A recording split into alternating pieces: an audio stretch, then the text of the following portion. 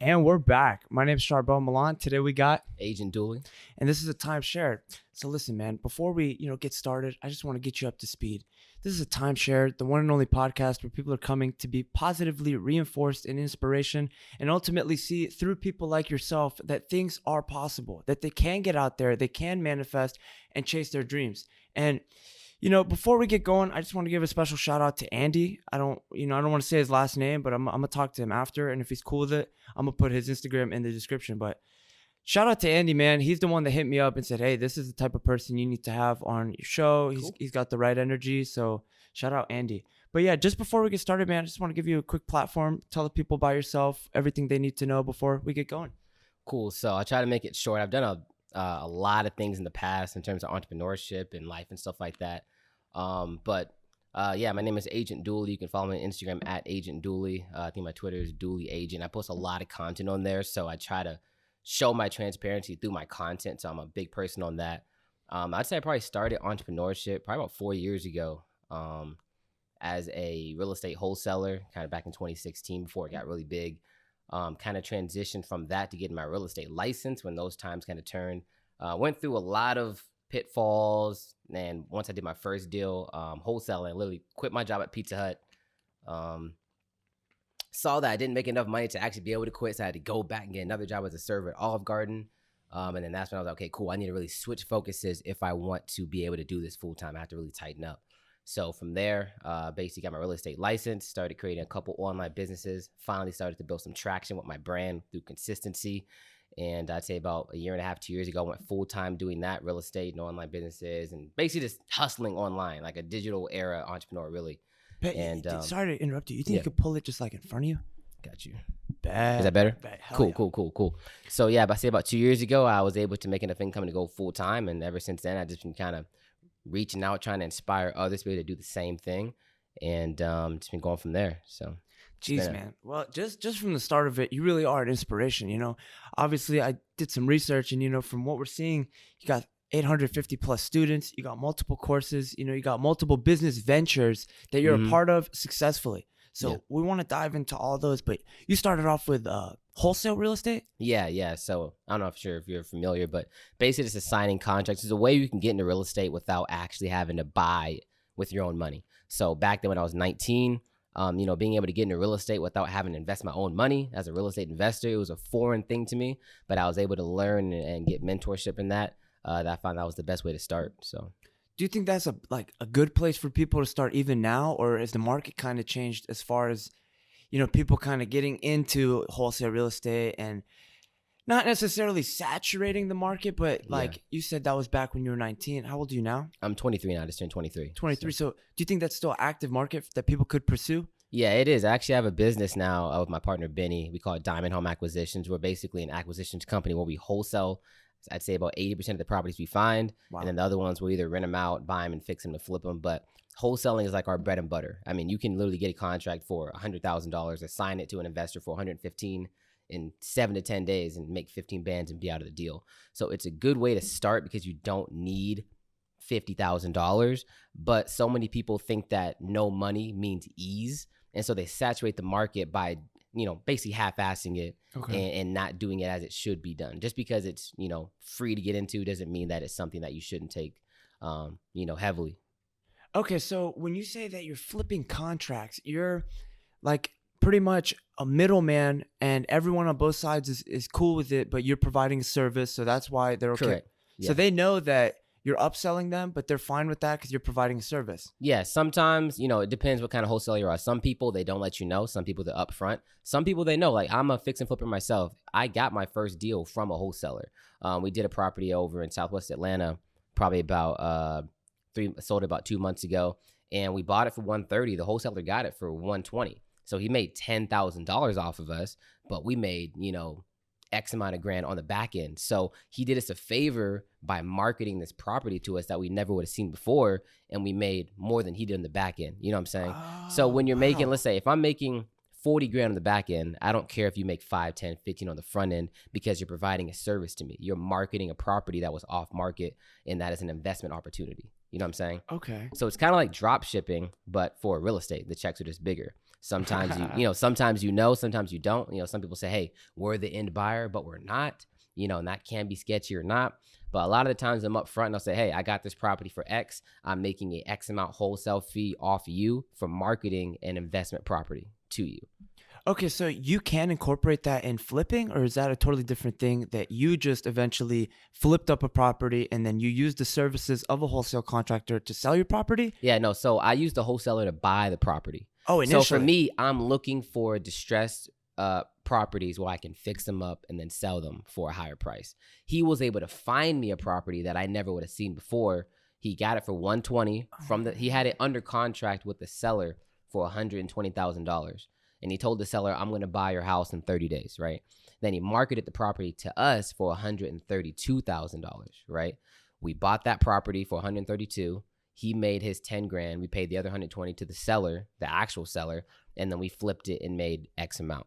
Okay. So it was consensual between all of us, because even though he made $12,000, we were able to triple that on the back end. So he did us a favor, we did him a favor. Would I have liked to get it for $120? Yes, but he did the work and he marketed himself to find people like that, and then just relayed that property to us. So some people will say it's unethical, but it's business. If you do business. A service, you make money. Business, or if you just know a connection someone else. If being a middleman is a very good opportunity, because you kind of don't have any risk. You know what I'm saying? So don't get me. Some wholesalers do bad business because they're getting stuff under contract for crazy prices and trying to make 40 grand, or they're lying about if they actually have it under contract, and that's a whole different type of legal thing. Oh, okay. But if you're doing it right and you have a contract and you assign that's totally legal. You can do it in basically every state, and make sure your state allows it, because sometimes you have to have a license.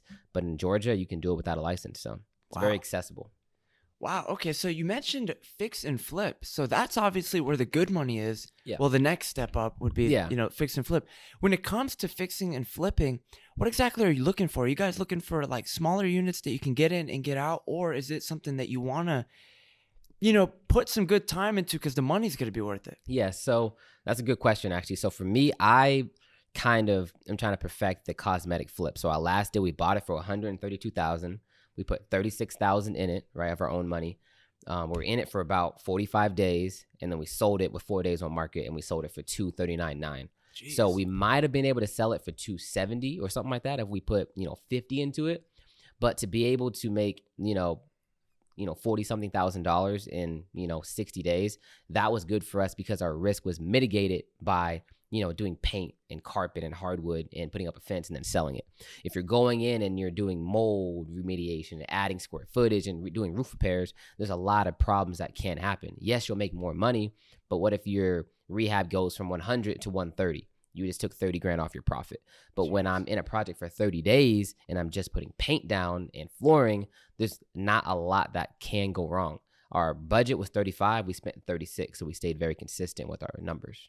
Wow, so you plugged in with contractors. Yeah, so we actually didn't have a general contractor for this one. A general contractor is like a contractor that has basically access to other people that do painting, flooring, roofing, gutters. He has people so he's subcontracting. Yes, he subcontracts everything for you, right? Okay. But for this one, since it was literally just paint, doing the backsplash, redoing the floors, and then doing the crawl space under the house, we just individually contracted these people out for ourselves, which actually cut our price down. That's amazing, man. Not only are you guys providing jobs for people out here in the community, but you ran into a problem. You identified that we don't have a general contractor, and you guys just figured it out yourself. Yeah, and I was with my partner named Jonathan Phillips. I'll shout him out. He was the one that kind of put that together. He's a realtor with Keller Williams. He's been doing that for about 4 years. So he's done transactions with these people 50 plus times, right? So they're reliable, because your general contractor can mess you up. If you need your paint done to do your floors, but your paint takes 5 weeks, you know what I'm saying? You push your budget out, 8 more weeks, and you can mess yourself up. But since we had rapport with these subcontractors, we were very excited to work with them, and we knew what to expect. So, okay. So that's fix and flip. The real estate that I'm familiar with, the real estate that I'm kind of, planning on getting into, that people I'm really close to are involved in, is buying properties and renting them out long term, just forever, just growing your portfolio on some Grant Cardone type strategies. Just let your money make money for you. But the thing that I like about the fix and flips is you're in quick and you're out quick. Yeah. So there's two different things. I mean, So some flips can take 6 months, right? I did that one. We did that, 90 days, 60 days. And that was a quick flip. 3 to 4 months is usually standard. And buying a house and renting it out is the best way to create wealth. Let's just be honest. But, this might hurt some feelings here, but this is what it really is. So you have to put at least 20% down first. So let's say you want to pay 150 grand. You're going to have to put around 30 grand down. That's liquid cash that can't be used for anything else now, right? And let's say your rent is 1,200, or you're renting it out for 1,300. Your mortgage is probably 900, and then you're paying another 100 or so for property management. You're probably making profit about $300 a month, right? For me, you know what I'm saying? And that, you know what I'm saying? And it sounds like, but and at the same time, you're getting equity because you're paying off your mortgage. But $300 a month cash flow is not going to change my life, right? Flipping a house and making 30 grand 5 times a year is going to change my life. You know what I'm saying? So for me, let me make $250,000 flipping houses for a year and a half, right? And then start buying up these little rental houses. And when I have excess money, but I'm not going to tie $20,000 into a property that's going to net me $300 every month when I can put that same 20 into 2 different flips and make $50,000. You know what I'm saying? So for me, I'm strategically working it around what I need for my life. If I was 60 years old and I just want something to make my retirement, yeah, I'm going to buy a bunch of rentals. But for right now, I'm trying to make, 250 grand flipping houses and then be able to use that to invest into X, Y, and Z. So for my point in my life, flipping works better, but you have to find what investment strategy works for your lifestyle. So I'm not going to go for either one, but flipping for me is working better right now. Wow. So if I'm not mistaken, you talked about equity. If I'm not mistaken, right? Unless you're involved in a commercial real estate contract, you can't use that property as like a you can't lean like a loan on it, right? That's only commercial. You can refinance properties that you own that are residential. Wow. And that's where it comes in handy. Let's say that I own a house for 100 grand free and clear, right? So I can probably refinance about 80% of that, which means the bank will give me $80,000, 80% of that equity I owe, which is 100. They'll give me 80 grand in a HELOC, a home equity line of credit. So they'll give me a wire for $80,000 that I can use to buy more properties. So you're it's like an equity house. You know what I'm saying? You have money, it's stuck in a property, but there are things you can do to kind of take that out and reinvest it. So yeah, you can definitely use that as a source of like a bank, really. But how long is it going to take to pay off a house worth $100,000? Exactly right. But in 30 years, when your tenants pay it off and you have 10 houses worth 200 grand, you know what I'm saying? You got, $2 million, you know what I'm saying? Just sitting in properties that you can use to buy an apartment. So it's all about playing your cards right. Wow. Okay. So you took all this knowledge and you guys applied it into a program, the DH acquisitions, right? Yeah. So what exactly, from a student perspective, would I expect if I was trying to get involved? Well, there's two different things. So Diamond Hall Acquisitions is our company. Oh, so that's your company. Yeah. So I have another core. Like I said, I've done a bunch of things. So that's SMC. Yeah. So SMU, Side Money University. Yeah. So that's my course. That has nothing to do with real estate. Oh, okay. That's kind of like a side thing. That's before I started real estate as, I guess, to the potential I am now. I probably started that. I think it was April 2017. It's basically a course where I teach people how to make a side income with market research. So companies like, Powerade or Gatorade will pay me to come in and drink 5 samples of Powerade and say, hey, which one's the best? Okay, I like this one because it's sweeter. It, has more sugar, or I like the color. And they're paying me $70, $100, $200 to do stuff like that. Different companies do that. Think about it. If a company wants to know what their consumers think about their products, they're going to pay out $100,000 to, 500 different people to learn what consumers think about their product. Google might say, hey, we might want to make our homepage blue or green. Make your vote. Which one's better? And then we'll give you $50 for it. That way they know what the consumers want. If that makes sense. So I basically teach people how to find these opportunities because it's not very common or talked about. And I teach them how to kind of do it in a way where it's lucrative, where you can make, $500 to $2,000 a month doing that. So I think the way it was so successful is because first off, people kind of trusted in my brand, and it's just very accessible. Hey, give me $200, I'll teach you how to make 500 for the rest of your life. You know what I'm saying? So just doing that and have my affiliates do word of mouth, I was able to make probably like 160 grand so far from that. And I think right now we have like 890 students, and it's just been slowly growing ever since then. I've just been investing that money in real estate, Forex, e-commerce, and just, keeping it going. So damn. So you mentioned 2017. Mm-hmm. So that's 3 years now. Yeah. Yeah. Yeah, it's How crazy. do you feel about people dropping things too early, giving up too quick? Like, what if you had 20 students, right? Yeah. 2 months into it, 3 months into it, and you were just like, you know what?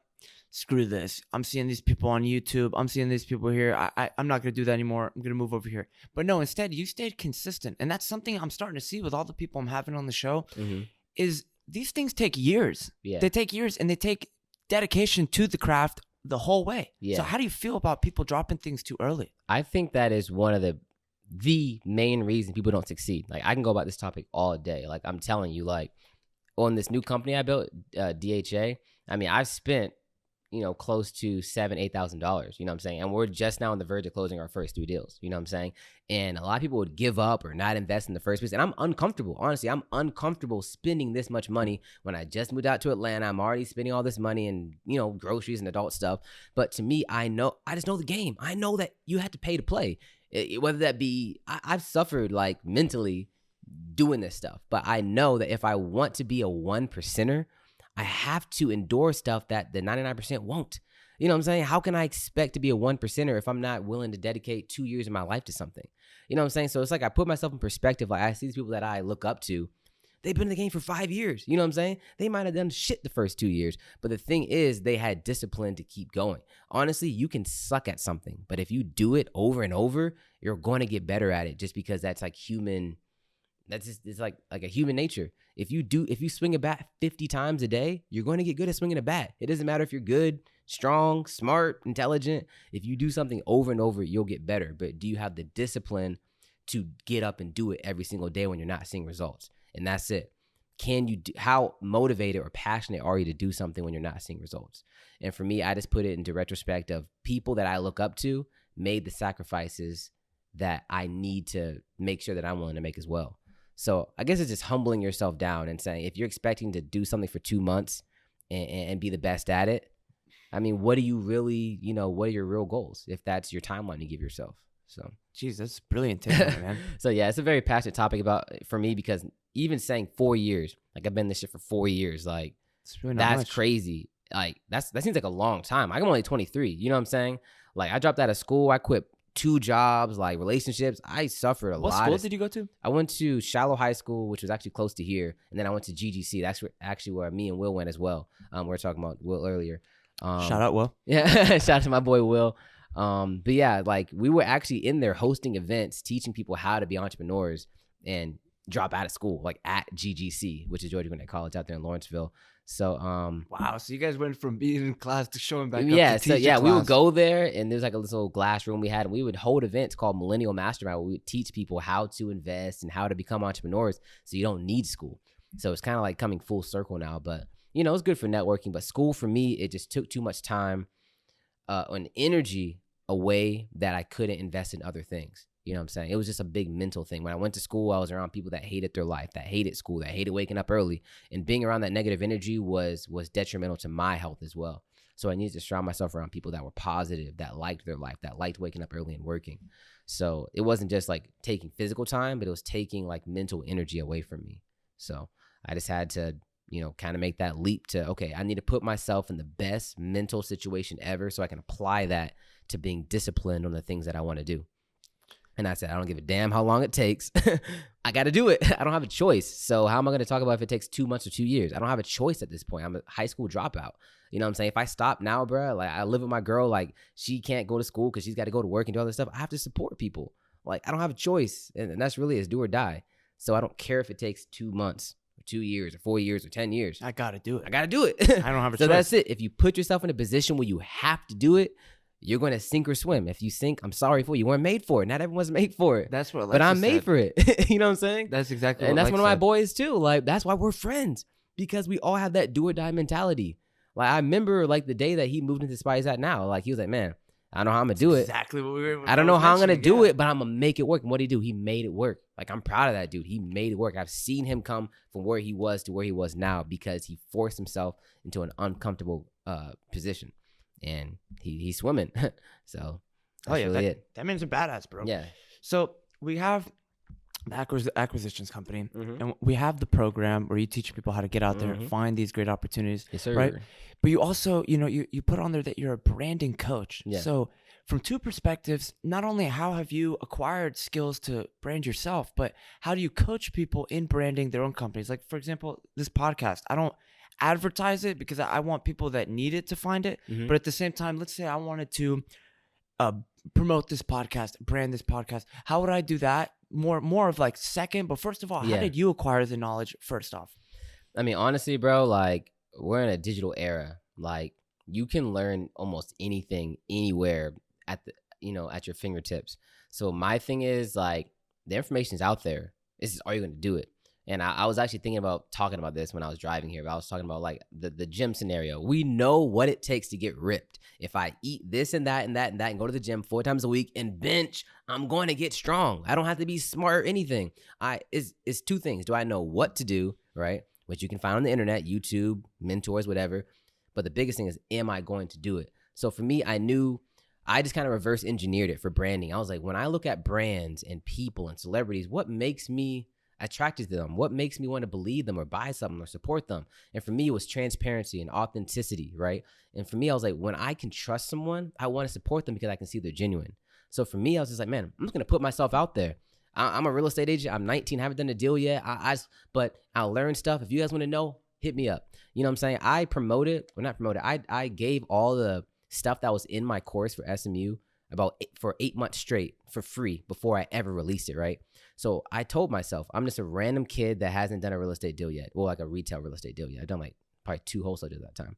So what's going to make someone believe in me, trust me, want to pay me for something if I don't give anything first, if I don't give value first? So for me, I was like, okay, I'm just going to go on Instagram every day and just give a real estate tip or talk to someone or do a free call or drop some knowledge. And then when these people see that I'm consistently helping them, they're going to start coming to me, and now I can charge for stuff. But I can't expect $1 until I show that I'm worth it. You know what I'm saying? People just have egotistical issues. Like, Yes, if you haven't done anything with your life, or if you're not at that level, why do you expect to be paid or looked at a certain way?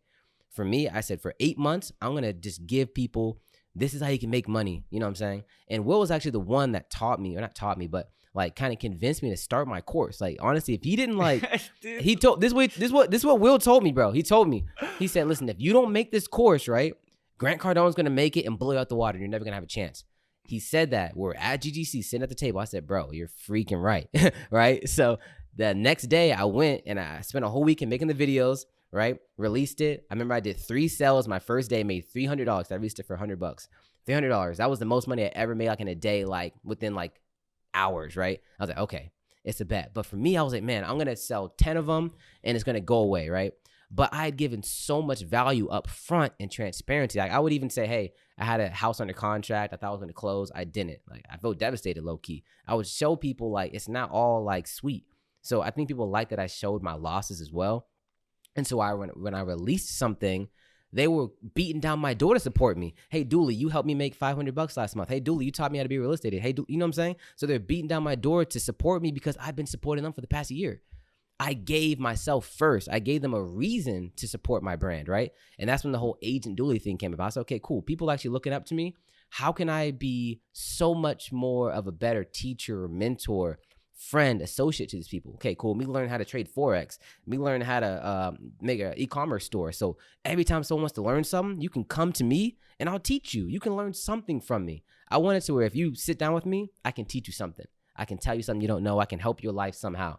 And just like we were talking about earlier, if you live your life trying to be better for other people, it's always going to come back. It's just, this is nature. So I think the fact that I gave without even having to receive anything, I think people respected that I would go for 8 months not getting paid just to give out value. And so when I was actually called myself a brand, people were hopping on board to support. And that has kept it going. More information, more value, more videos, better content, more consistency. More knowledge that can help you make more money. I went from teaching you how to make $500, doing taste tests to how can you make $1 million with a wholesaling company. So for me, I just kept improving and stepping up what I can teach you, how I can help you, and then started doing programs and stuff like that. But That was a long-winded answer, but basically, No, that was amazing. I gave myself first, and I showed you this is what I have to offer. If you'd like to learn more, just let me know, and I'll teach you. So, and then when you get to a point, then you can start charging and do your thing. But give first. Don't just expect to, I'm going to put myself out there and do consultations. Like, bro, you haven't done anything yet. You know, you got to prove yourself before you can ask for $1. So, Yeah, man. Just a quick side note. yeah. At this point, we might need to get William a trophy or something, because Lex said the same thing, Yeah. that he forced him to make the program or forced him to make the course. Yeah. And you're saying he forced you to make a course. That's hilarious. Yeah, well, that's what I'm saying, bro. Surround yourself around people who really want to see you win, and they're gonna tell you what you need to hear, stuff that you may be scared to tell yourself, you know. And yeah, Will's been a big inspiration to a lot of people, myself included. Hopefully vice versa, and it's just a product. I'm a product of my environment. I'm around dope people, so I do dope things, and that's it. That's what I'm trying to do, man. Be around people that want to see you win. I've had that issue. I've been around a lot of people that didn't want to see me win. I don't know why, but those people are not in my life anymore, and we move on. Yeah. But going back to the branding thing, so was it that you realized that not only if I get into whatever field, like, you know what I mean, I got to first show the people that they can rely on me, that I have value to give. Yeah. But after it got to that point and you realized you could charge money, what techniques did you, what I'm trying to say is, once you realized, all right, I Yeah. can charge money, what's my approach going to be different? I don't want to just be another course. I don't want to be another. What was Yeah. your approach? Well, for me, I never sell people. That's the thing. I wouldn't even say I'm a salesman, which with real estate, you kind of have to be more aggressive. So I'm trying to like learn how to be more aggressive. But for me, I never really like did cold DMs, cold calls. Hey, buy my course, buy my course. All I do is I show my student results. I'm just totally like testimonial based. So I have a group chat of like 600 people, right? And everyone posts their results, post their testimonials, say, hey, Dooley, help me do this or whatever. And I just post it. You know, of course I'll, have posts of me making money, whatever. But most of my posts about my people winning. Your students. Yes. And when people see that, because people don't give a damn if I'm winning. You know what I'm saying? They don't really, it doesn't matter what I think about my own course. It matters what other people think about me. So for me, I strategically have based my profile, my Instagram, just about almost like testimonials, what people are saying about me. So you don't have to trust me. You don't have to believe me.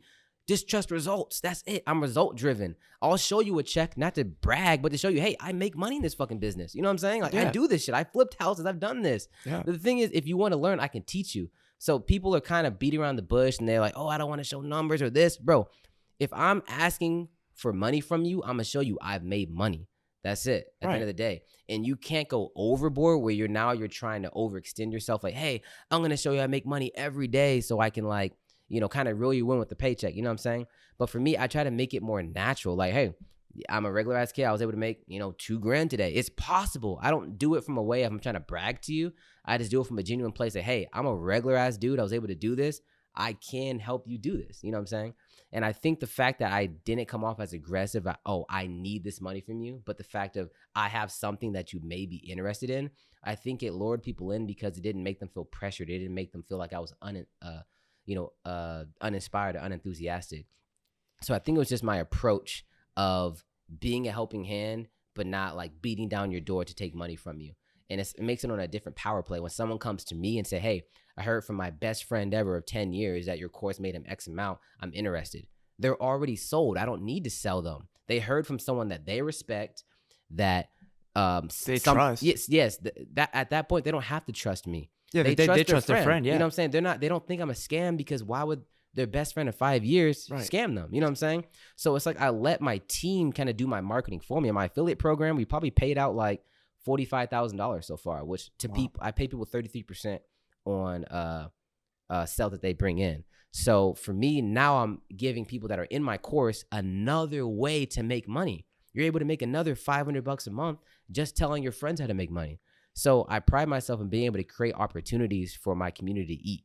You know what I'm saying? I've paid out lots of money, being able to help a lot of people make money. And that's just, I feel like if you just do that enough, you don't really have to market yourself, because people are going to be so enthusiastic about your brand that they're going to scream it out. You know what I'm saying? Like I've helped some people become, full time because, hey, instead of making $1,500 a month from, being a server and hating my life, I was able to do that from home, from your course and Forex and e-commerce. And now I'm able to spend that extra time building another brand or building this or building that.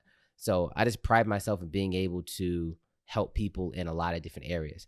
And the thing is why I'm a brand and my name's not Real Estate Dooley or Forex Doolies because I don't want to put myself in a box. If I want to do a Forex seminar and charge $2,000, I can do that. If I want to do a real estate, whatever, if I want to, you know what I'm saying? So I didn't want to pin myself to one specific industry. Like a label. Yeah, even though I'm mostly real estate and I'm going to be mostly real estate, I wanted to open myself up to a lot of different areas. So I'm not like putting myself in a box, so to speak. Because some people, they just do one thing, and if they try to do anything else, they're not respected. Like kind of like when comedians try to become rappers or vice versa. Yeah. You know what I'm saying? I think I saw something about that. It's hard to take them serious because they've only portrayed themselves as one thing.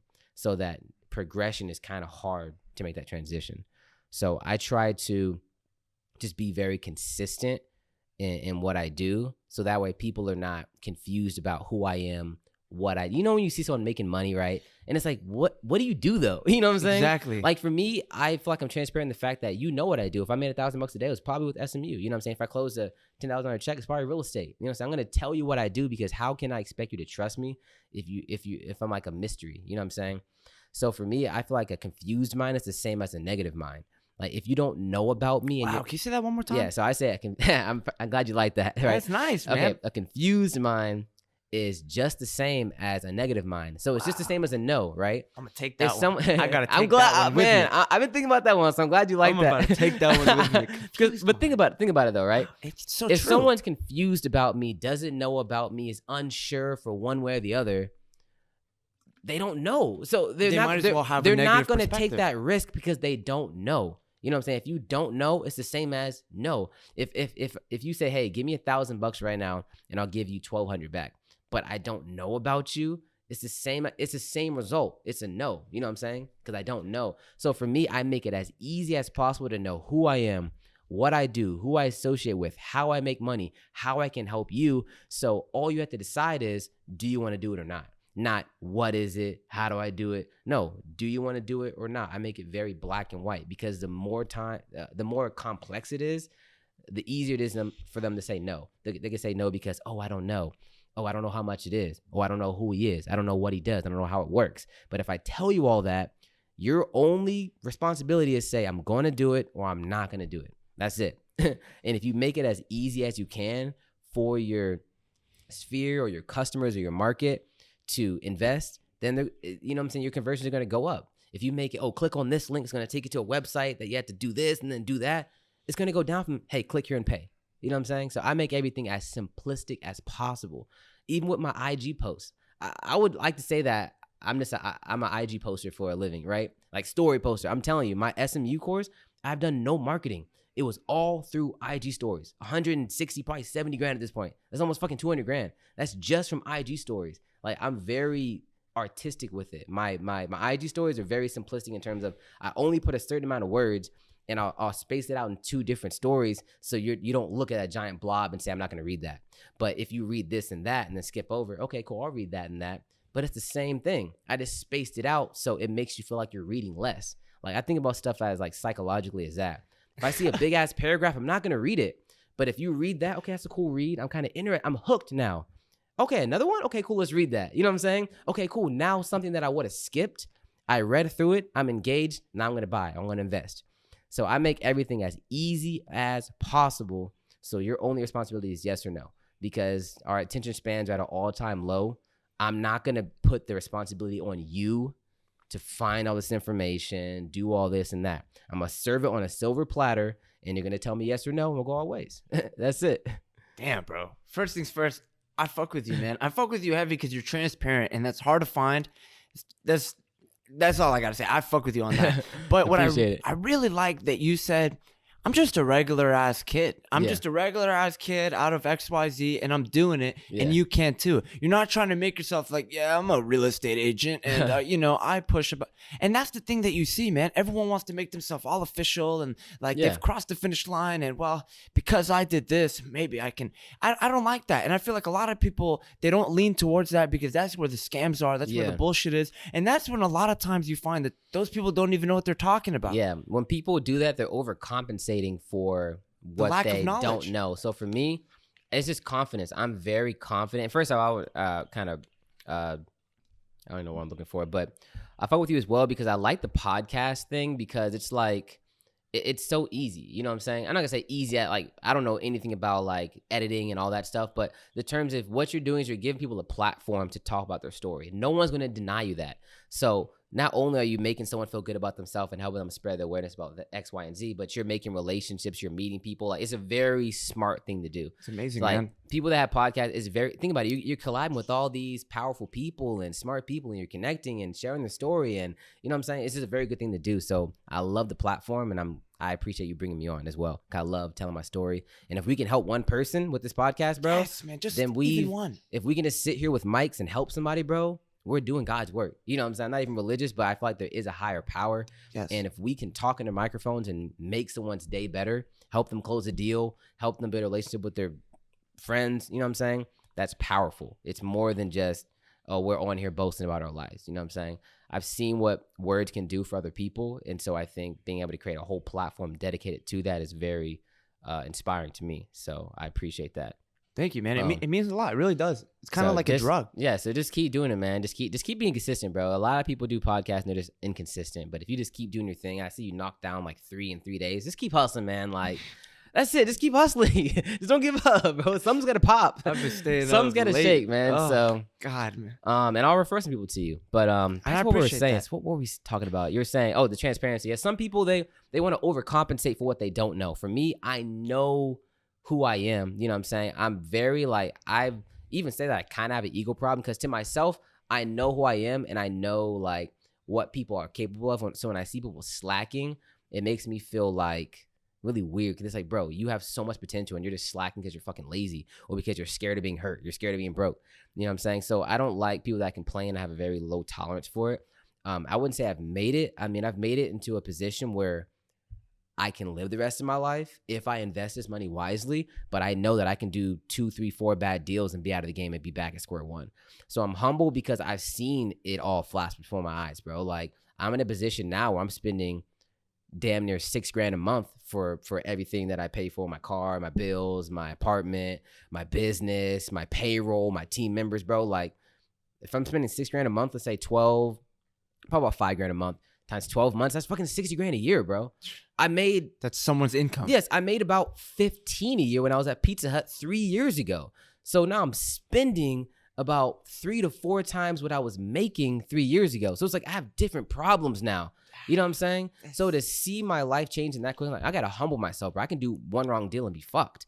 So I got to play my cards right. That's why I just moved out, bro. I stacked my money up. So I say, no matter what happens, I can still take care of my girl, my mom, my friends, and do my thing.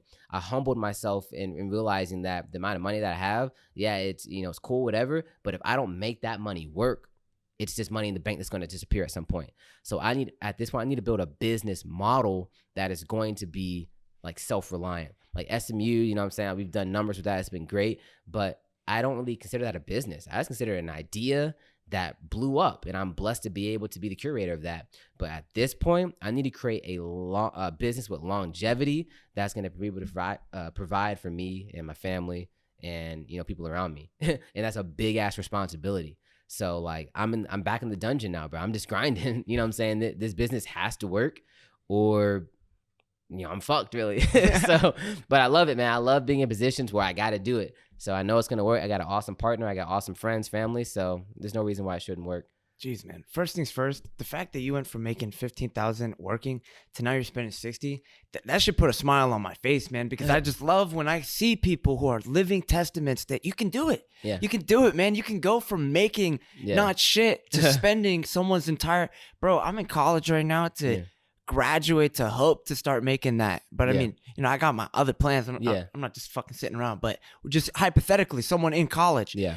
That's what, and now you're spending that. That's so inspirational, man. I'm sitting here right now, man, and I'm soaking it in, and I feel like I'm high on something because I love talking about this shit, man. It just makes it feel like, do you know what I like about talking to people about this kind of stuff? When you're around a bunch of people who are talking about dead-end jobs, they're talking about fucked relationships, they're talking about all the problems they have, it reminds you that those are things that exist. But then it's the same way that when you sit around with people who are actually doing things right, it reminds you that it can be done. It's a different conversation. It's like we find the positive things. You know what I'm saying? Like, all we've been talking about is positive things, because even if I've had some messed ups. I lost 20 grand in real estate last year with someone that used to be my mentor. I have 12 grand out there in a property that's been on market for 3 months. You know what I'm saying? Like, that's almost my yearly salary just sitting out there. It may or may not ever come back to me. Like, I have issues. Don't get me wrong. No, I'm telling you this, bro. And this is crazy. And this is serious, bro. I'm telling you, there's been times where I think I'm going crazy, where I'm like, damn, I really put myself, I could be, with the money I have, bro, I could go and fucking splurge and buy a nice car and do this for a couple, couple years and I'm done. But if I was just an idiot, I could just go to parties and go to clubs, but I'm just not built that way. You're not stupid. I'm thinking about longevity. So I'm thinking, man, like, if I was one of those idiots, it'd almost be like easier. I could just go and buy some girls some drinks and buy a little nice rental and do my thing. But it's like, I'm just thinking investor mode. You know what I'm saying? So it's like, damn, I really put myself in a position where I have a lot on my plate, but the goal was to eat. So I had to do it. But sometimes I'm so stressed. And once I noticed that I put all this stuff on my plate, it's like, damn, was it worth it? And it always is. But it's like, I'm telling you, sometimes, man, like, you got to check on your friends that are entrepreneurs, because we be going crazy. One week, we're making 5 grand. Everything's good. Sales, podcast, this, that. Next week, what do I do? Am I just unemployed? Like, what's going on? You know what I'm saying? And going from those lows to those highs, it's not that the lows are that low or the highs are that high, but it's the difference in how high you are to how low you get, and being able to adjust to that. It's just like when a glass that's super hot and you put cold water in it, cracks, right? It's because the difference in temperatures are so drastic. And so as entrepreneurs, when we have those weeks where we're top of the world and then we're in the gutter, it's hard to cope. So you have to really like invest in your mentality to be able to handle those pitfalls. Because if you have a whole week where you're not doing shit, not only are you suffering, your business is too. You got to get to work. You can't let your emotions hold you back. And that's easier said than done. But like, I've had a lot of like low-key breakdowns where I've had to really think about my life and think about where I want to do, what I want to do, where I want to go, and if I'm made for this shit. And I know that I am, but those are, that mental battle, I think all entrepreneurs have it, where we just feel like, man, like, I just feel unemployed. Like, I feel like this is, like, I made a mistake. And then next week you're on top of the world. So it's being able to balance those two different mindsets and stay at like this homeostasis where you can still work. You're not depressed, or you're not on top of the world thinking that you don't need to make calls today. Just stay consistent, because if you let your mind take you to those two different levels, man, you're going to be a roller coaster. And that's not how businesses operate. You operate, steady. Point A to point B. Yeah. So me, 2020, that's my big goal, is to not let my emotions affect my business so much. Because when I'm on top of the world, I'm making money, but I'm not doing shit. And now that I have a partner and payroll and employees, it's not just me anymore. I can't go 7 days without work and not talking to people. They want to feed their families too. They want to close deals. So I have to be bigger than myself, better than myself, to be in a position to help others. And I like having that responsibility, because I feel like it pushes me to that next level of success. Jeez, man, you mentioned a fantastic point, that if you wanted to just go fuck all your money off right now, not only would it be easier, but you could go rent a Ferrari, you could go, but buy a section, do all this stupid shit, and you wouldn't get anywhere. And you said, it only lasts 3 years, 2 years, whatever it is. Yeah. But don't you think that through the music, and I bring this up a lot on the show, through music, through movie, just society in general, don't you think that that's kind of the message that they try to push on people to go fuck their lives up because they don't want people like us? Yeah. I mean, it's crazy that people are so materialistic. I mean, we all are. If I see someone with, an Audi or a Lamborghini, I'm going to think that guy has money. You know what I'm saying? It's just like a natural click. You know what I'm saying? Like, you saw what I'm driving a Honda Civic. You know what I'm saying? I live in a modest place. It is not because I don't have money. It's just because I that's not where my money needs to go right now. I need to be flipping houses. I need to be investing in business. I need to be paying my employees. Like, I don't need to drive an Audi right now. If I had like 300 extra grand, yeah, I would. I'm not saying don't buy nice stuff, but what I'm saying is don't jeopardize your well-being or your growth to buy things that don't really matter. If I play my cards right, I can buy an Audi next year. You know what I'm saying? But if I would have bought it this year, I might not have been able to buy another one for 3-4 years. You know what I'm saying? So it's about playing your cards right. I'm not against anyone flexing. If you got it, man, and it's legal, do your thing.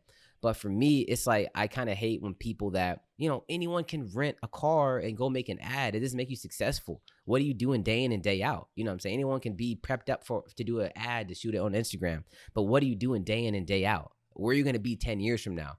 So for me, I'm willing to not go the extra mile to impress on my IG followers if that means that I can still support my family 10 years later. And it's hard when you see other people that are fake and are not making as much money as you are, but people think they are because they're doing X, Y, and Z. And it makes me, I've had that. Like, I almost bought a Tesla 3 when I bought my Honda. That was about 3 months ago or about 6 months ago, because I saw people like getting praised for buying new cars. Like, man, like, I kind of want to feel that way. You know what I'm saying? I even told and I just sat and I was like, wow, I literally almost bought a car twice as expensive as the one that I have now because I wanted to get some props for a week on Instagram. Like, I had to like smack myself in the head for that one. I was like, wow, I really almost let my emotions cause me to like double my finances for something that doesn't matter. But at least I'm real enough with myself that I can realize when I'm, caring about opinions too much, or I'm doing things just for feedback, or doing things just for my followers or whatever. So it's just about being real with yourself. If you really want that car, go do it. But if you're doing it to get praise, which will last a week, 2 weeks, you know what I'm saying? Maybe it's not the best idea, because that car payment lasts 36 months, right, or 60 months. So getting praise for a week and a half, 2 weeks, congrats. Oh, big baller, get tagged. Okay, cool. You're paying $600 every single month for insurance. That could have been in your business or payroll or this or that. So you just got to see where that need is coming from. Is it coming from a desire inside you? Or is it coming from a desire to be seen as something from people that don't really care about you? You know what I'm saying? So, God damn, I love how transparent you are, bro. I fuck with that shit heavy. I keep it 100, man. Like, you're like, should I buy this car so that people think this, and this? Nah, fuck that. I fuck with that, bro. People will never say that shit. They will never say that on a mic because of exactly what you just said. They're gonna worry about what someone else thinks, and then like for me, like, I feel like if I just keep it 100 and I can support my family and I'm, financially stable, I'm happy. Like, I don't need people to, adore me. But the thing is, like, if you don't like me for being transparent, that's kind of weird. I feel like it's just that being fake is just a little bit louder. It's not that being transparent is not good or respected. It's just that being flashy is louder. You know what I'm saying? So I say it's the same volume, but when you're flashy, you're just screaming. But when you're transparent, you get the same support. It's just not as loud. You know what I'm saying? And I see people that would DM me and say like, bro, like, I changed my life because of this. And I might not even realize I even impacted this person. You know what I'm saying? So I've realized that I don't need to be flashy to impact lives, and that people actually respect me for being modest and being humble and thinking 10 years in ahead, because that's what really matters. You know what I'm saying? But Jesus, give me a second. Someone's called me 3 times. Make sure it's not something like urgent. You good? I don't know what it's So we mentioned this a lot, and this is a topic that I'm very familiar with, but I just want to bring it up. We keep talking about Forex. Yeah. So here's the thing. I'll go ahead and give you my rundown.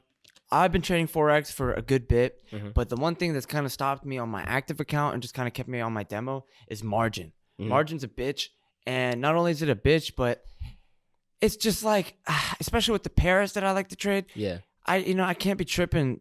I'm looking at my phone every 5 seconds for $15-$20. Like, you know what I mean? Yeah. Whereas on the demo account, there's people that go on there and trade like $100,000 and, unrealistic shit. But even on my demo account, since day one, I've always tried to be realistic. Like, I'm actually going to make trades that I would have traded in real life. Or else you're just kidding yourself. Exactly. It's just stupid at that point. But in 1 month, man, I made like $23,000 off like just like $50 trades, $100 trades. So like, I got the skills, but I don't have like the funds to invest. Yeah. But just as far as Forex goes, how's your experience been? So I'm not really an active trader right now. I think that and this is a very like crazy topic, because Forex is like probably taught me the most about myself and emotions than any other industry ever. Like, I've never like gone from like high to low so quick from seeing a Forex trade, bro. Like checking my phone every 5 seconds, you know what I'm saying? Over leveraging, greed, fear, being impatient, waiting. I remember the one time I stayed up till like 3 a.m. getting ready for London session. Traded and lost $200. I was so mad, bro. Like, all day I'm trading. Okay, cool. Well, Trump said this, and okay, this is my favorite pairs. Okay, cool. We're seeing a reversal here. Man, we got it. Trade, I lose like $200 in like 20 minutes. I'm like, bro, I stayed up all night to lose money? Are you kidding me? And the thing is, the thing is, if I let a trade affect me, that means that I put too much money in. That means that I either didn't actually realize my risk or that I avoided it. So Forex taught me about risk reward. It taught me about what am I willing to risk, and am I disciplined enough and self-aware enough to actually like look at my risk and respect it. Because when you make a trade, all you think about is how much can I make? How much can I make? How much can I make? Yeah. But not, am I willing to lose what I'm willing to lose? Or I'll move my stop loss down. Okay, I'll give it 5 more pips. You know what I'm saying? Or I'm gonna close out early and then it turns around and goes my way. You know what I'm saying? You ever had a trade where you're like, man, it's not going my way. I'm gonna close it out now, right? Next day it goes up and hits your take profit, and you're like, wow, literally because I didn't stick true to my trading plan, I took an L. So it taught me a lot about habits. It taught me a lot about patience and fear and greed, and it taught me a lot about how I react to those different like stimuluses. So it taught me a lot, man. Like I've gone through nights where I was just like, man, I hate that I lost that trade, or wow, I should have stayed in that. It's always like, what's that phrase? Totally forgot, but it's like hindsight's 2020. You know what I'm saying? Oh, I should have stayed in that trade. I'm only saying that because it went my way. Or dang, I should have exited early. I'm only saying that because it didn't go my way. But you can't do anything after that. It's what am I going to do when the time comes? You know what I'm saying? What action am I going to make when that time comes? Not being stressed about shit that already happened. So it taught me to, kind of analyze risk reward. And it just taught me a lot about myself. How greedy am I? How fearful am I? For me, I didn't put up enough capital to really make a lot of money. I made a couple thousand, probably lost. I probably made $2,000 total in terms of how much I made and lost because I wasn't consistent. I wasn't consistent in my trading plan. And although it wasn't for me at that time, I feel like I'm learning the skills now that'll make me a successful trader. So I have a lot of respect for anyone that can trade Forex consistently because you're constantly having to master yourself. You know what I'm saying? You can't, do one thing one time and do something another time. You have to, here's my solid plans. Here's the only times I trade, the only pairs I trade, the only profit I'm going for, the only loss I'm willing to take. And I'm going to do that every single time. Because if not, how are you going to judge your success when you're using different methods every other week? Stick true for 6 months, analyze the data. What was my risk reward? What was my average win rate? You know what I'm saying? So it gets very technical. And I had the Forex bug for a minute. But for me, real estate's just kind of been more straightforward. But I have major respect for Forex. I know what you mean by that bug. The one thing that the one thing that Forex taught me was that you have to disconnect the value of money. You can't look at it as it's just a paycheck. number. It's just a number at that time, bro. I remember I would just look at my phone and where my trade at? Where my trade? You know what I'm saying? And it would affect my mental health. Where I would be I remember I was in drawdown for like 2 days, and the whole 2 days I was like, oh my God, I need this trade to turn around. Wow. You know what I'm saying? I was like, wow, I'm really letting this affect my mood. Like, how am I going to be a full-time trader trading 100K trades if I'm scared about losing, 1.2K or whatever?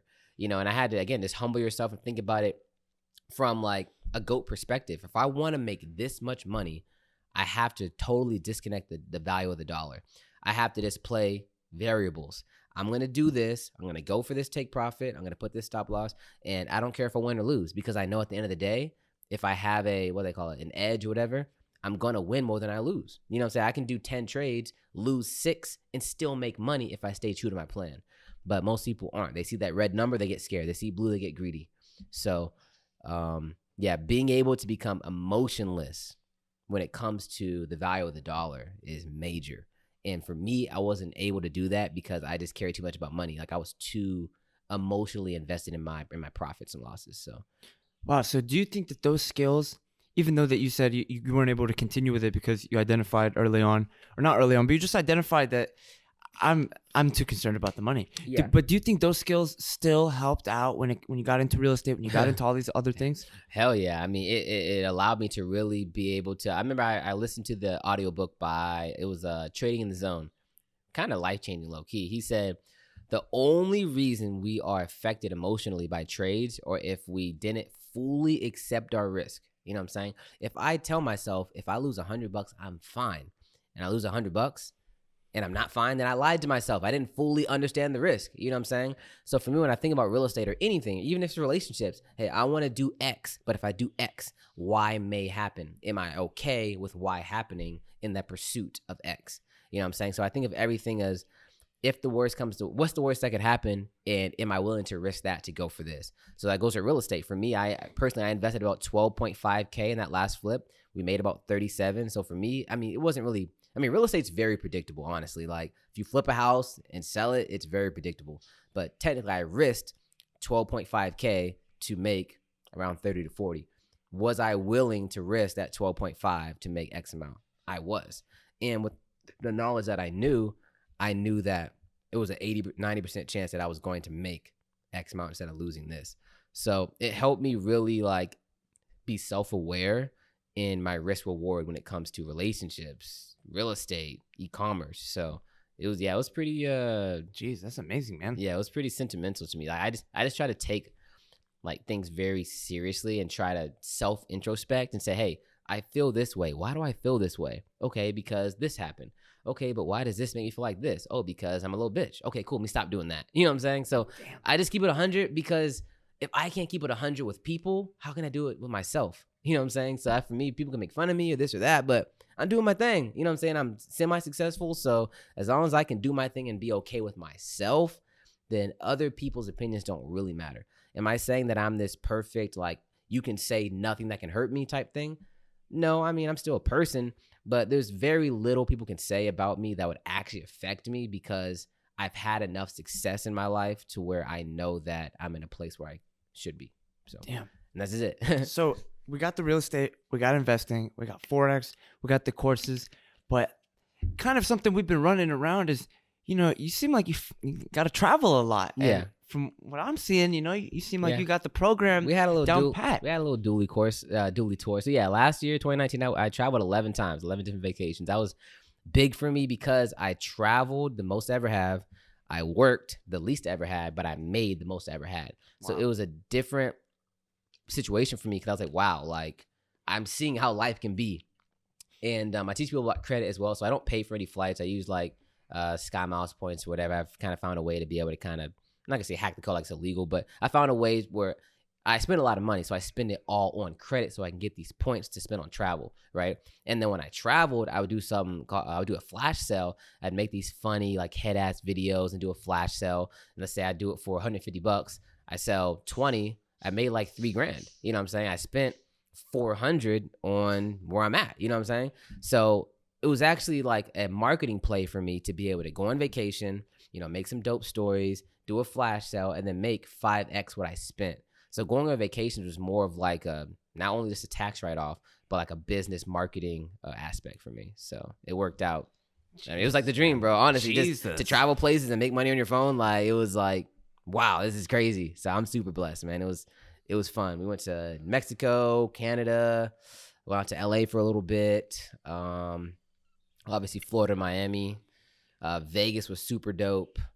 And then Arizona, Phoenix, Arizona was super fun. Went there with my friends. We rented a Porsche and just drove down these mountain-filled like highways, man. It was, yeah, they changed. Every time I went somewhere, I tried to, man, like, what is this vacation teaching me? Like, can I take how I feel, how blessed I feel, and like to think about how I can 10x it, you know what I'm saying? So I just try to use every vacation as a way to self-introspect again, and how can I get to the next level where I can make $7,000 next time I go on vacation. So I don't know. I do a lot of self-introspection, man. I just try to keep it real with myself because I've been through, like, I'm not going to say I was depressed, but I've been through times I'm like, damn, this shit hurts. Like, I'm mentally not okay, but why? Because if you can't find out why, you don't know how to fix it. You know what I'm saying? So going out of my element and traveling and meeting new people, doing new things, definitely opened myself up to what do I really want? What do I really feel? What's important to me? Wow. Jesus, man. That's crazy. Look, I'm about to blow your mind, but believe it or not, we've been going for an hour. Really? I'm telling you, man, it just comes off the top, man. I just love this shit. You know what I'm saying? So, And I'm sitting here right now, man, and like, I don't know what other people think that watch this, but like, I'm here in flesh. We need to blow this up, man. This is good. This is a good talk. Bro, this is a great talk because of you. And the thing about it that I love is it just keeps going. Like, whatever perspective I give you, you have an amazing take on it. And what I like about that is that just goes to show that it's the mindset. Yeah. It's not even that, oh, he went out and did this. He has this mindset that is fucked. Yeah. Like, it's just loco, man. Like, I'm literally insane. If you think about it, I'm literally insane, man. I'll tell you what I'm thinking about right now. Just to if we're in the thing of transparency. So I had a call where I have to be somewhere at 4:30. So we've been talking to this guy, this older guy out in Union City, about a deal we're trying to wholesale. not that far. It's like, what, an hour? Yeah, probably something like that. So we had to go down there after this. And we've been talking to this guy for 45 days. We offered him $90,000 for his house, right?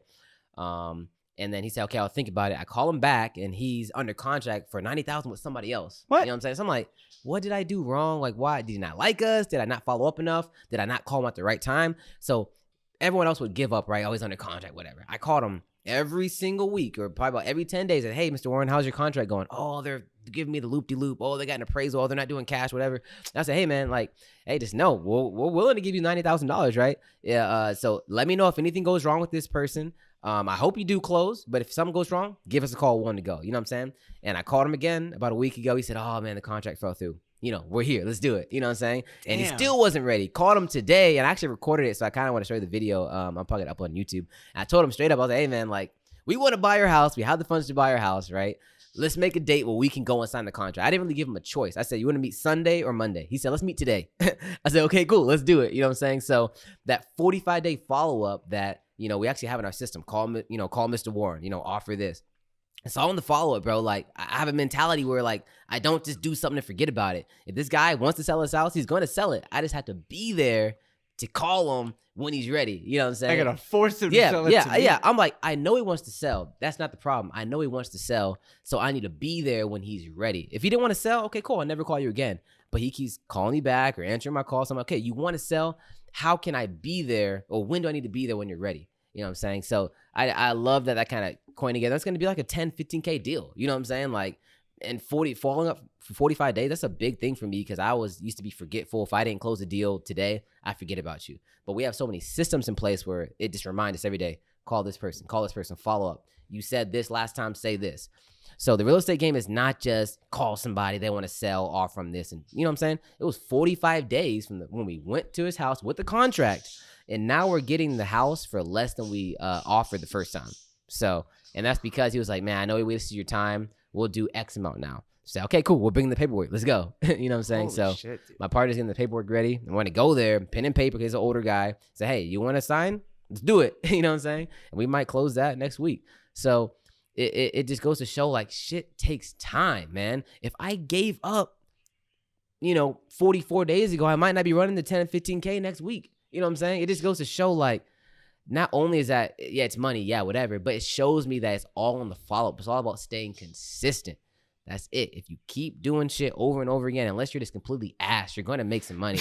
You're going to do something. If you're doing something for 6 to 12 months and you're not seeing no results, then you're just ass. Like, you're not doing it right. Like, 12 months of pretty much anything, bro, like. He said, you're just ass. Like, and there's a big thing between when do you give up? I kind of want to ask you this question, actually. Right. So we're going to kind of switch the roles here. Let's do it. I love this. And I probably should have asked more questions, honestly. No, man, you've been great. Okay, so let's say, what is that time in between? When do you give up because it's been so long of no results? Or when do you say that you haven't done enough and you need to keep going? Where's that balance? It's like, think about this. If I'm trying something for 30 years and don't make $1, we can all agree that that's insane, right?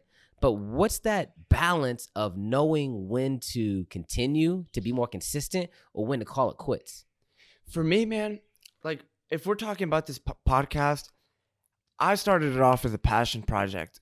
All right. I've done so many things with my life specifically wrapped around making money. And there's nothing wrong with that. Some have been successful. Some haven't been successful. Some have been successful, but then certain people took advantage of my trust and that caused them to be unsuccessful. Yeah. Whatever the story is, it's all in the past. Just like, was it Grant Cardone? I don't know.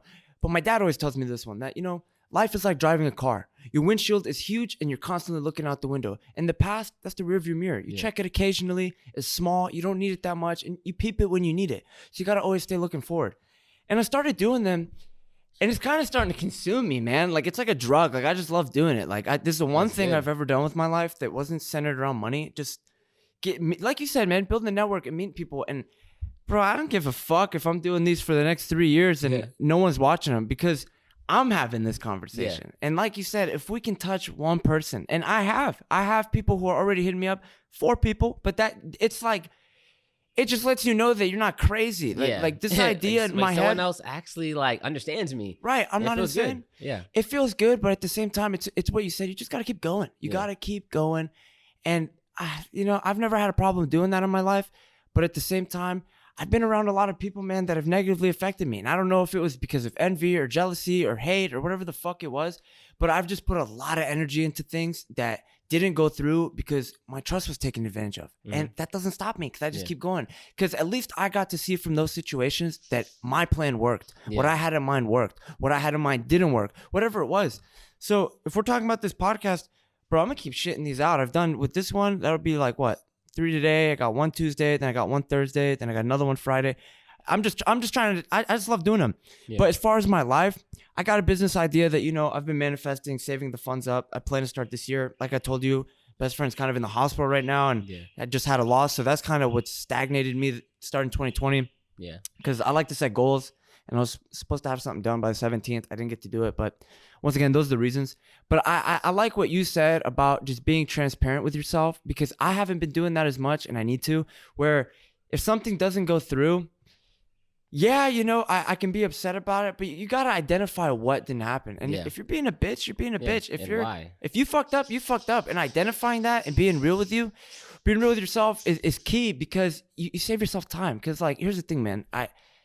I've done psychedelics, and maybe other people have done this shit in their own life without any use of any substance, and I praise that. But I've personally done psychedelics, and the one thing it taught me is you can't run from yourself. You can bullshit everyone in the fucking world, bro, but when you're alone with yourself, it's not gonna feel good. You can't run from yourself. Exactly. So why not be fluid? Why not Yeah. be a transparent? And it's hard. It's hard, dude. It's hard to say, I'm not the person I want to be because of me. It's hard to admit that, you know what I'm saying?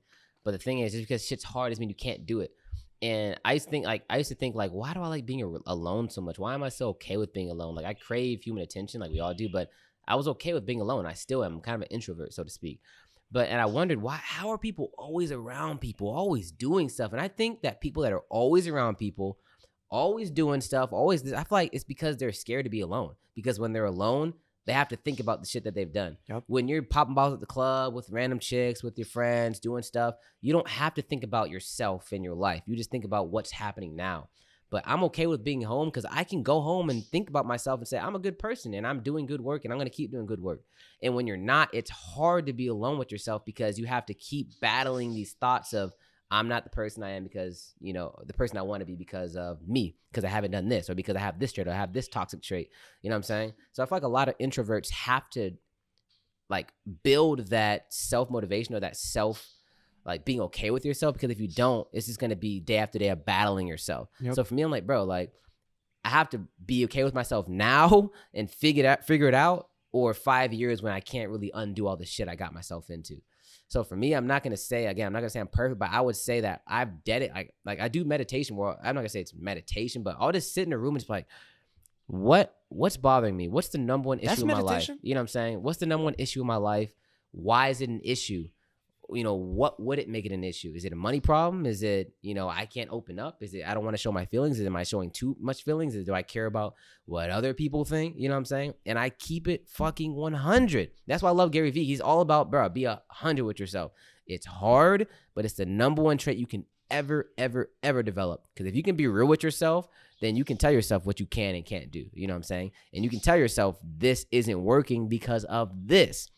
Me. Not some other bullshit excuse. You know what I'm saying? I've even made excuses about myself. Almost didn't release SMU because I thought, no one's gonna buy it because it's too much money. No one's gonna buy it because what? No, at the end of the day, I didn't release it because I was scared that I would release something and put a lot of effort into it and then get no sales. And now I look like a fool, not just to myself, but to other people. You know what I'm saying? Think about this. If I'm in my room, I trip and fall, I'm just going to get up, right? If I'm in a hallway with all my friends and my crushes and I trip and fall, now I'm embarrassed because other people are witnessing my weakness. You know what I'm saying? It's not just me anymore. It's other people witnessing me failing. You know what I'm saying? People are more scared of what people think about them than what they think about themselves. Like, that's what people do these Jesus undercover. Christ. Say that one more time. Say that one more time. People are afraid. They're more afraid of other people's witness of their failure than their actual failure, because we know we can fail and be okay, right? But it's not okay to, oh my gosh, what does that person think about me? What do they think about me? What do they think about me? You know what I'm saying? And it's hard. I'm telling you, I had that struggle where I said, what if I release SMU and I don't get a fucking sale? You know what I'm saying? Then people are gonna be like, yo, this guy really released something and it never blew up. That's crazy. He's a loser. I thought about that and I felt that and I thought that was gonna happen. And that if I didn't do that, I wouldn't be where I was. You know what I'm saying? SMU was my still the top grossing business I've ever created. You know what I'm saying? And it's led me to a place where I can invest in other things. And I almost let a toxic trait of mine deny me all of that. It's crazy when you think about the butterfly effect. I almost let one simple toxic trait deny me of everything that I deserved. You know what I'm saying? And luckily, again, shout out my boy Will, he was able to, if you don't fucking do this, bro, someone else is going to do it. So make a choice. You know what I'm saying? I said, damn, you're right. That weekend I did it. And the thing is, I'm proud of myself for being able to acknowledge what holds me back. And there's still some things that I'm scared of and hold me back from now, but at least I can take my time to attack those things and learn about them and find out how to get past them. But I just keep it fucking 100 with myself. And that's just the theme of this fucking show. Keep it 100 with yourself, because when you're by yourself, you can't lie to yourself, you know what I'm saying, over and over again. You can get good at lying to yourself, but at the end of the day, you're going to know what's going on. You know what I'm saying? And it's going to hurt a lot more on the back end than attacking it in the forefront. So, jeez, man. Fucking beast. Just keep it fucking 100. And it's a skill. It is a skill to learn how to keep it 100 with yourself, because it's a dangerous realm, dude. You keep it 100. Turn this guy just a little. You keep it 100 with yourself, right? And you don't like what you see? That hurts. That's pain too. But am I willing to go through the pain of, fixing myself, so to speak, or am I going to go through the pain of leaving myself broken? You know what I'm saying? There's pain either way, but one's forever lasting and one's, okay, I got to snap my leg, back in the pocket. Or am I just going to let it dangle there and then eventually fall off because it's fucking broken? That's the best thing I can give. And that's it. There's two types of pains. Just which one are you going to tolerate with? The quick pain of fixing a broken leg, or the long-term pain of it being broken forever because you're too scared to touch it? Damn, man. I feel like we out here preaching, man. What time is it, if you don't mind?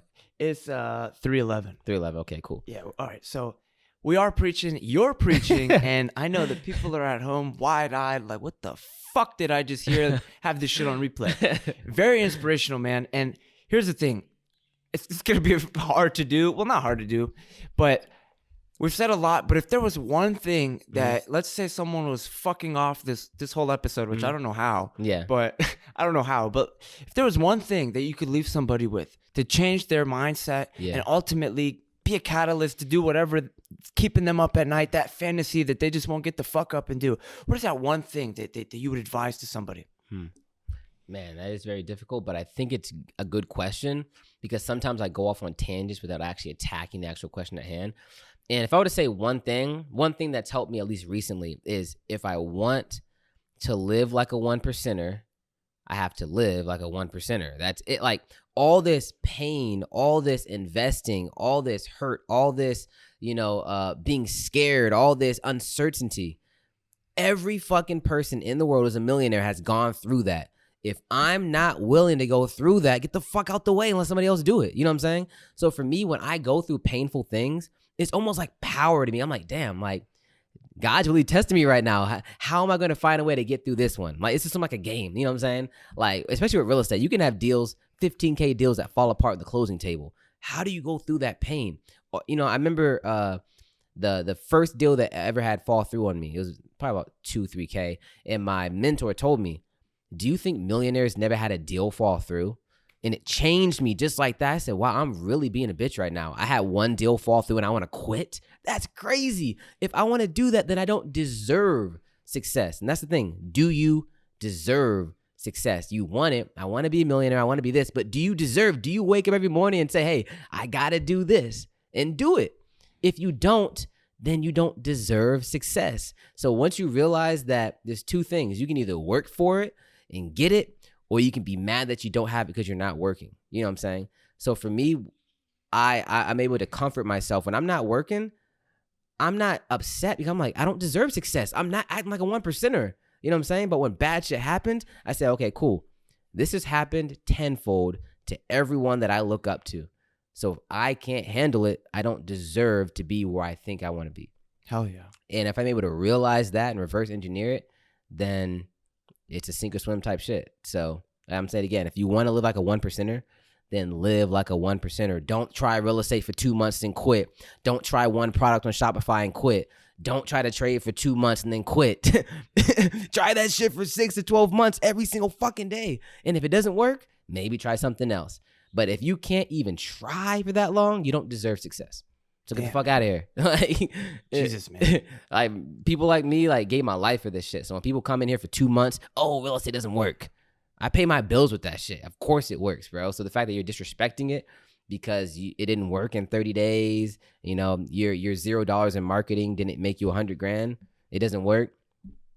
I just don't reply. I just say, okay, try it for 12 months every single day of your life and then get back to me. And if that doesn't work, then I'll give you 10 grand. I'll say, okay, this is for your time and effort. But until you can do that, keep pushing. That's it. It's been amazing, man. I know you're busy, man. I really appreciate you providing us the time to have you on. I just want to go ahead and say, man, everyone that's coming here, everyone that's supporting the channel, they support you, they back you, and they want to get involved. So if you just want to shout out all the Instagram pages, the courses, any drop pages that they can get to get involved with you, get involved with the programs, this is the time. For sure. So again, you can check out probably the thing I'm most known for is my course, Side Money University. Again, that's where I teach people how to make money, doing market research. It works pretty much for anybody. Single moms, people that can't leave, people that don't have cars. You know, I say anyone from 16 up. You know what I'm saying? So it's a great opportunity to help people. People say it's the gateway drug to entrepreneurship. It's something where you can invest a little bit of money and then start creating a second source of income instantly. So that's been a great way to help people. So if you're interested in that, you can go to sidemoneyuniversity.com or just hit me up on Instagram at AgentDooley. I don't really do the coaching for branding anymore. I pretty much just do everything exclusively real estate. So pretty much if you just want to contact me at AgentDooley on Instagram, shoot me a DM and I'll hit you back and I'll say, what do you need? How can I help you? That's it. So you can check me out at AgentDooley or sidemoneyuniversity.com. Well, shit, man. You're a fucking beast. Thank you so much for your time today. I appreciate it, brother. I'm Charbel Milan. Today we got Agent Dooley. This has been a timeshare. Thank you so much.